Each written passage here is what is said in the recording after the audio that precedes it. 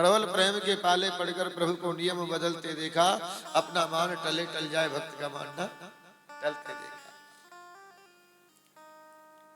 बोल श्याम सुंदर भगवान की।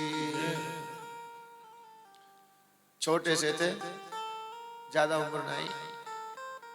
प्रयागदास जी 4-5 साल की अवस्था ही, श्रावण का महीना था, बच्चों के साथ खेल रहे थे तो बच्चा आपस में कह रहे थे कि मेरी बहन आई है, मेरे लिए राखी लेकर के आई है और ऐसे खिलौना लेकर के आई है।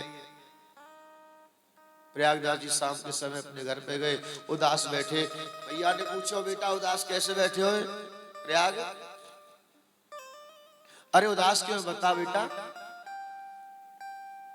बोले भैया हमारे कोई देख, सबकी बहन आ रही है राखी बांधने के लिए,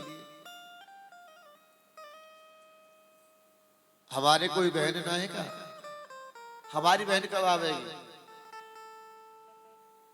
उनको मालूम नहीं था। भैया ने सोची कि बच्चे से ये कह दूं कि बहन नहीं है, तो बोले बेटा बहन तो है, पर बेटा बहन बहुत बड़े घर में भी आई है तेरी।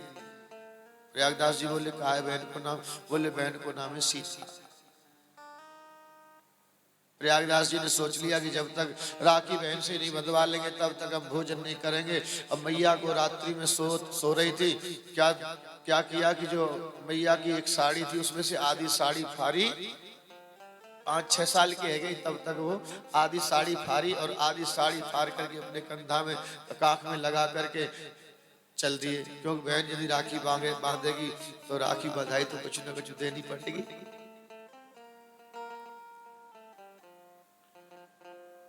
और अयोध्या पहुंच गई, जाकर के पूछने लगे लोगों से, अरे भैया हमारी बहन को घर देखियो का? पूछते तुम्हारी बहन का नाम क्या है? बहन का नाम सीता है। सब लोग कहते हैं पागल हो गए, ऐसे कुछ होश नहीं है, कुछ ज्ञात नहीं है। पूरे नगर में भ्रमण करते रहे, भ्रमण करते करते 3 दिन हो गए। 3 दिन हो गए, अब कोई बताए। 3 दिन के बाद में नगर के बाहर आकर के बैठ करके एक पीपल का एक बरगद का वृक्ष था, उस बरगद के वृक्ष के नीचे बैठ करके रो रहे थे। भैया सही कह रही थी कि बड़े घर में भी आइए, छोटे जो होते हैं ना, छोटे लोग जो होते हैं तो बड़े लोग उनको इज्जत नहीं देते हैं। हम उनके घर जाएंगे तो उनकी इज्जत बिगड़ जाएगी, इसलिए हमें अनदेखा कर दिया है।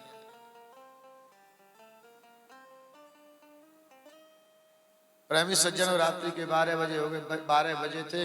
3 दिन भोजन किए हो गए थे प्रयागदास को। और 3 दिन के बाद में जब बैठे वृक्ष के नीचे तो क्या देख रहे हैं, एक बहुत तेज पुंज प्रकाश फैला और उस प्रकाश से एक सफेद हाथी पर 2 नव दंपति बैठ करके आ रहे हैं। नव दंपति, हाथी करीब 20 कदम दूर रुक गयो। आज सीता जी अपने हाथ में भोजन की थाली लेकर के आई और आए करके प्रयागदास से बोली भैया भोजन कर ले। बोले तू कौन है? बोले मैं तेरी बहन सीता हूं। बोले मेरी बहन थोड़ी है, बहन होती है भैया को देख करके लिपट के रोती है।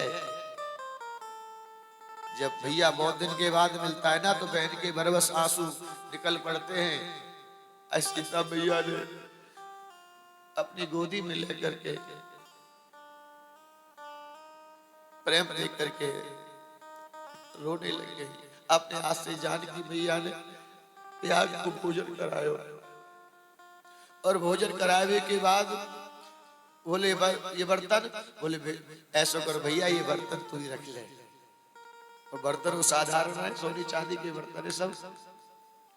अब सवेरे देखे तो कनक भवन ठाकुर जी को जब भोग की बारी आई तो देखे तो बर्तन ही गायब है, बर्तन नहीं मिले,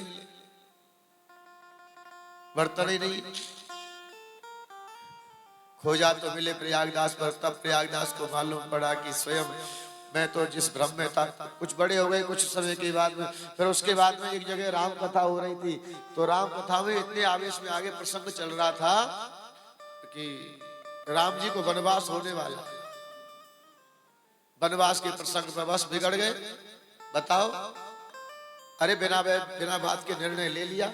अरे कोई घर में छोटी मोटी बात हो जाती है तो अपनों से बात तो किया जाता है, बात तो करते हैं, नाते रिश्तेदार होते उनसे भी अपनी बात रखी जाती है। अरे जब वनवास का समय आया, हम तो हमसे भी तो पूछ ले, हम भी तो कुछ रिश्ते उनके लगते हैं। और कभी जीवन भर किसी से नहीं मांगा उन्होंने, लेकिन जिस दिन कथा सुनी आवेश में आ गए सब लोग उनसे जाकर के पूछे, पंडित जी थे पूछने लगे, शाम को जाए करके व्यास जी थे, बोले व्यास जी ये बताओ इस समय कहाँ पहुंच गए? अब व्यास जी ने कह दिया इस समय चित्रकूट में।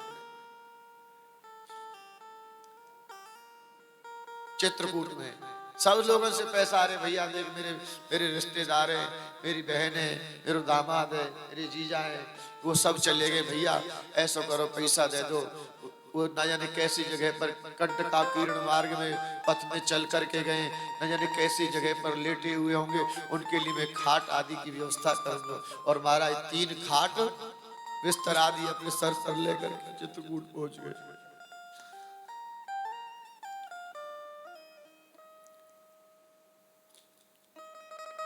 ये भगवान की लीला है। पर सज्जनों, ठाकुर जी प्रत्यक्ष सब जगह विराजमान है, लेकिन जब तक तुम उनके बनोगे नहीं, बिन रोए नहीं पाइए प्रेम प्यारा मीत मई। बालक जब तक नहीं रोता है तब तक मैया स्तन नहीं देती। बच्चा रोता है ना, बालक का सब मैया को अपनी तरफ खींचने का एक ही सूत्र है, एक ही मंत्र है, उसका एक ही बल है। वो क्या है? बाला नाम रोदनम बलम।